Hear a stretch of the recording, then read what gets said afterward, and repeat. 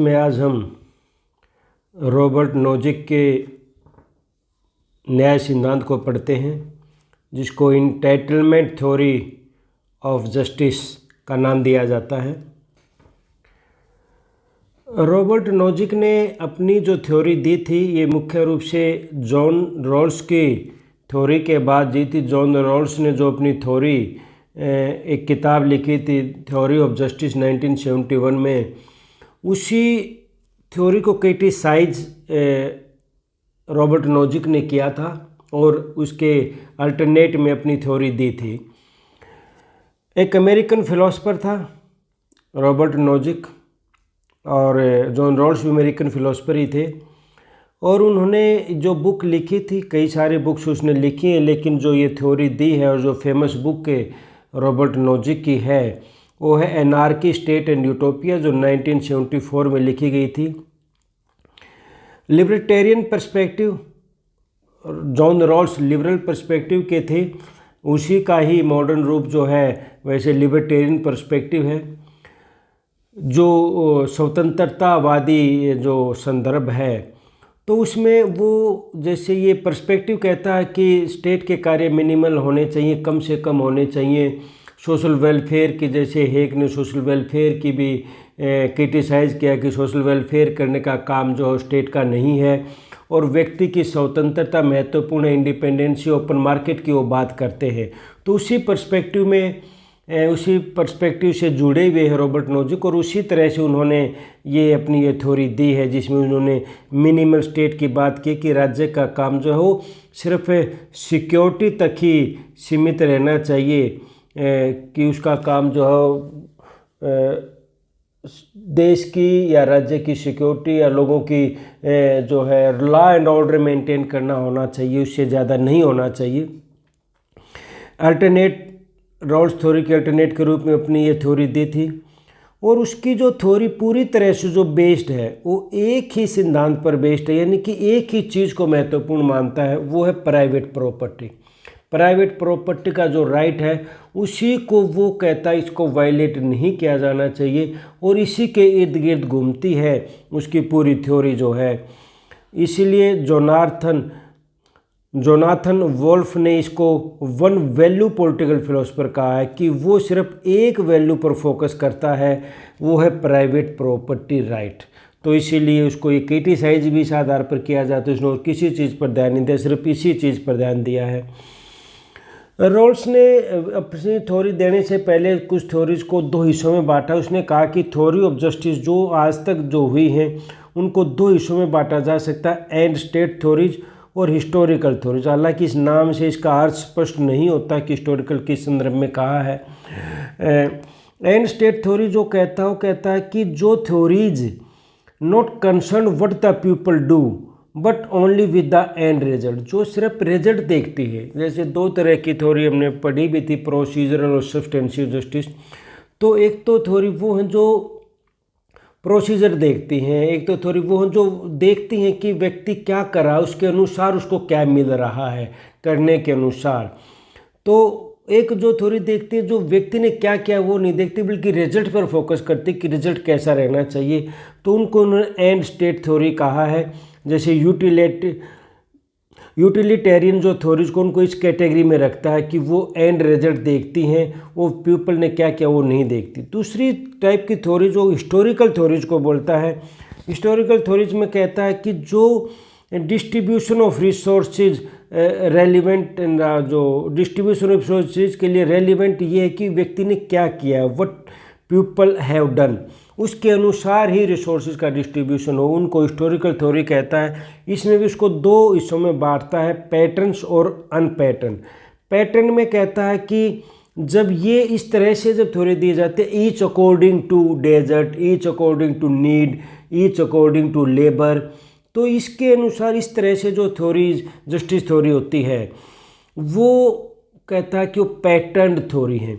और अनपैटर्न जो इस तरह का लिंक नहीं है, ईच अकॉर्डिंग टू डेजर्ट या नीड, वो कहता है कि चॉइस के अनुसार जो जस्टिस डिसाइड किया जाता है, उसको अनपैटर्न हिस्टोरिकल थ्योरी कहता है। और अपनी खुद की थ्योरी को जो है जॉन रॉबर्ट नोजिक इस कैटेगरी में रखते हैं, अनपैटर्न में रखते हैं।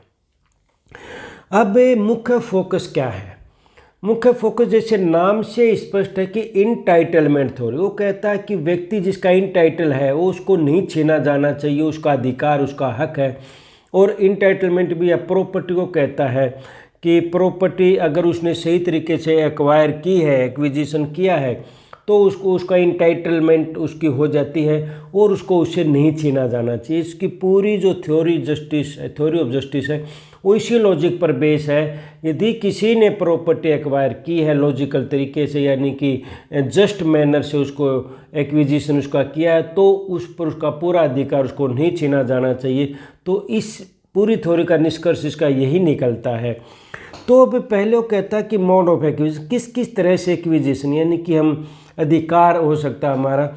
वो एक तो पहली बात तो कहता है कि व्यक्ति के अपनी बॉडी पर, अपने ब्रेन पर या खुद पर पूरा अधिकार, उसको जस्टिफाई करने की कोई आवश्यकता भी नहीं है, उस पर उसका पूरा अधिकार है। वो उसका एंटाइटलमेंट उसका है, अपनी शरीर को किसी तरह से उसको यूज़ करे, किसी तरह से कोई उसका ब्रेन का यूज़ करे, वो उस पर निर्भर करता है।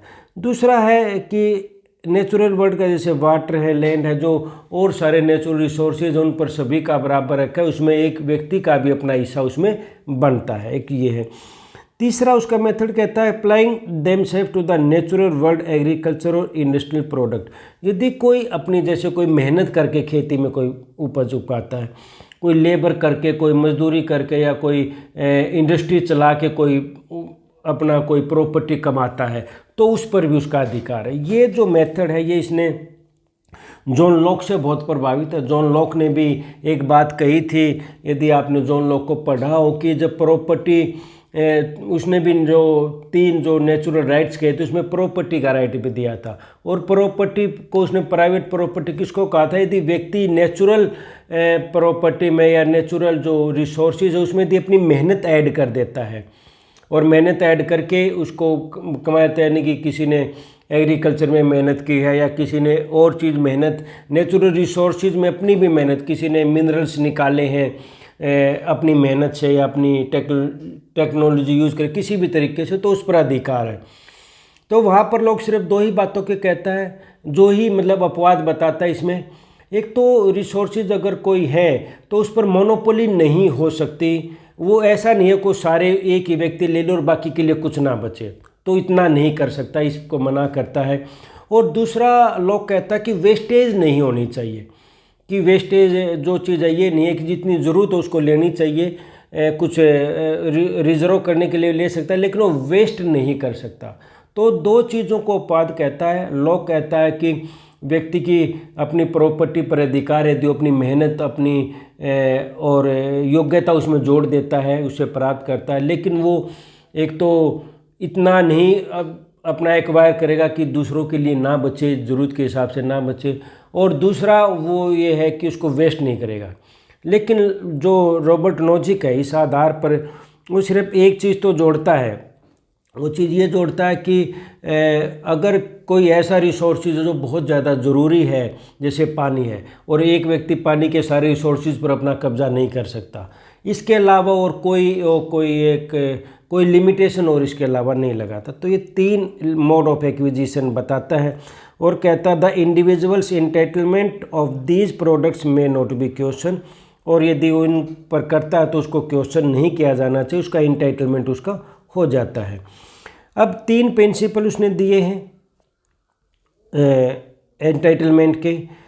पहला ये कहता है कि self ownership of their body mind need not further just, इसको तो कोई जस्टिफिकेशन की ज़रूरत भी नहीं है कि उसने अपने शरीर पर, अपने आप पर उसका पूरा अधिकार है। दूसरा है कि और नेचुरल वर्ल्ड्स के साथ जो प्रिंसिपल ऑफ जस्टिस वो कहता है, या 3 उसकी जस्टिस थ्योरी 3 हिस्सों में बटी हुई है। एक जस्ट एक्विजिशन को लेकर, एक जस्ट ट्रांसफ़र को लेकर, एक जस्ट रेक्टिफिकेशन को लेकर। तो एक्विजिशन मतलब अगर किसी ने इनिशियल स्टेज पर कोई एक्वायर किया है कोई चीज़, जैसे पहले सिर्फ कॉमन प्रॉपर्टी होती थी, कॉमन प्रॉपर्टी ने सभी लोगों ने उसको प्राइवेट प्रॉपर्टी बनाना शुरू किया, उसमें से अपना हिस्सा लेना शुरू किया। अगर किसी ने वो हिस्सा लिया है उस टाइम पे इनिशियल स्टेज पे, तो वो जस्टिफाई है, वो करता है।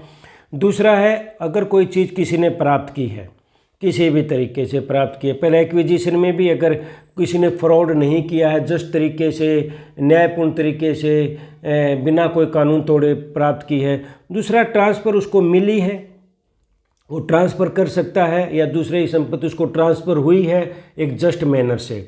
इसमें एक उदाहरण एक बास्केटबॉल खिलाड़ी का भी देता है, चैम्बरलेन का, जो बहुत फेमस खिलाड़ी था। अगर वो कहता है यदि लोग उसकी टिकट लेकर खरीदते हैं और इससे उसके पास पैसे आते हैं, लोगों की प्रॉपर्टी ना, लोगों की यदि इन लोगों की मनी उसको ट्रांसफ़र हो रही है लेकिन उसमें कोई फ्रॉड नहीं है, तो इसको अनजस्ट नहीं कहा जा सकता। उसने एक एग्जांपल बास्केटबॉल खिलाड़ी का दिया है, उसको ट्रांसफ़र कर सकता है। हाँ, एक बात कहता है कि रेक्टिफिकेशन किया जा सकता है। यदि किसी ने फ्रॉड तरीके से प्रॉपर्टी ली है, फ्रॉड तरीके से कमाया है, तो उसको ज़रूर कोई रॉन्ग चीज़ हुई है तो उसको रेक्टिफाई किया जाना चाहिए, वरना किसी व्यक्ति की प्राइवेट प्रॉपर्टी से कोई छेड़खानी नहीं की जानी चाहिए। हाँ, एक उसने ज़रूर कहा जस्ट एक्विजिशन वाले पार्ट में, जो हमने पहले भी बताया था, कि मोनोपोली और सर्टेन नेसेसरी गुड्स पर वो मोनोपोली नहीं कर सकता।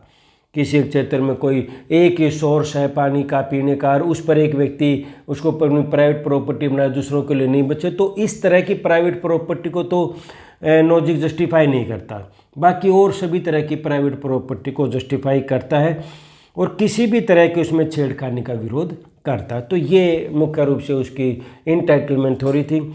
इसको क्रिटिसाइज कई आधारों पर किया जाता है। पहले तो एक कंपीटिटिव मार्केट सोसाइटी को, जो मार्क्सिस्ट है, कम्युनिस्ट है, कम्युनिटेरियन है, इसको इसी आधार पर जो क्रिटिसाइज करेंगे, क्योंकि वो क्रिटिसाइज लिबर्टेरियनिज्म को ही करते हैं या फिर ओपन मार्केट को ही क्रिटिसाइज करते हैं, ओपन कंपटीशन को क्रिटिसाइज करते कई आधार पर, तो इसी आधार पर इस थ्योरी को भी क्रिटिसाइज करते हैं। इस आधार पर ये भी कहते हैं कि जो रिच पीपल हैं, जिन प्रॉपर्टी कमाई, उनकी सोशल रिस्पॉन्सिबिलिटी बनती है, क्योंकि उसने सोसाइटी के सहयोग से या इस सोसाइटी में रहकर ही उन रिसोर्सेज पर अपना ज़्यादा कब्जा किया है, तो उसकी सोशल रिस्पॉन्सिबिलिटी बनती है। लेकिन लॉजिक जो है वो उन सभी अमीर व्यक्तियों को सोशल रिस्पॉन्सिबिलिटी से फ्री कर देता है। एक टैक्स को जो लॉजिक एक बात और कहता है अपनी थ्योरी में, कहता है कि यदि आप अमीरों से ज़्यादा टैक्स लेकर उस पैसे को सोशल वेलफेयर में लगाते हो तो एक किस्म से फोर्स्ड लेबर है। इसका मतलब आप अमीरों से जो है वो बंधुआ मजदूरी करवा रहे हो, या उनसे आप बेगारी करवा रहे हो, उनसे बलात्श्रम करवा, फोर्स्ड लेबर है, क्योंकि उन्होंने अपनी पैसा अपनी मेहनत से कमाया है, उनकी प्रॉपर्टी है, आप उनसे ले रहे हो और गरीब आदमियों को, गरीब व्यक्तियों के वेलफेयर के लिए आप उनको खर्च कर रहे हो, तो वो बिल्कुल वेलफेयर का आलोचना करता है, गलत बताता है कि ये तो आपने अमीरों के पैसा छीन लिया, जो कि इलीगल है, नहीं छीनना चाहिए। जबकि इस तरह का आजकल सभी सोसाइटी में, सभी कंट्रीज में प्रोग्रेसिव टैक्स को उचित माना जाता है कि ज़्यादा कमाने वालों से ज़्यादा टैक्स लिया जाए और वो पैसा सोशल वेलफेयर में खर्च किया जाए। तो लॉजिक इस बात को नहीं मानता। वो ये कहता है सिर्फ एक आधार पर पैसा लिया जा सकता है, यदि आप सिक्योरिटी या जो है जुडिशियल सिस्टम या लॉ एंड ऑर्डर को मेंटेन करने के लिए यदि आप कुछ पैसा खर्च करते हो तो उसके लिए टैक्स लिया जा सकता, वेलफेयर के लिए नहीं लिया जा सकता। तो ये उसकी आलोचना, एक बहुत महत्वपूर्ण आलोचना ये होती है। अब बात तो रेक्टिफिकेशन की कहता है, जैसे इंटाइटलमेंट थ्योरी में जो तीसरा पार्ट उसमें रेक्टिफिकेशन की बात करता है। हालांकि उस पर ज़्यादा कोई फोकस नहीं करता, ज़्यादा क्लियर नहीं करता, लेकिन फिर भी रेक्टिफाई करना इतना आसान नहीं होता। जैसे एक एग्जांपल ले सकते हैं, किसी ने $100 गलत तरीके से एक्वायर कर लिया और $100 से उसने $1000 कमा लिए, ₹1000 कमा लिए, तो अब आप उसको रीपे करने के लिए, को रेक्टिफाई करने के लिए ₹100 करे या ₹1000 करे, तो ये जस्टिफाई नहीं हो सकता। किसी ने एक बार गलत करके बहुत पैसा कमा लेता है, उसको कैसे रेक्टिफाई किया जा सकता, और ऐसे छांटना भी आसान नहीं होता।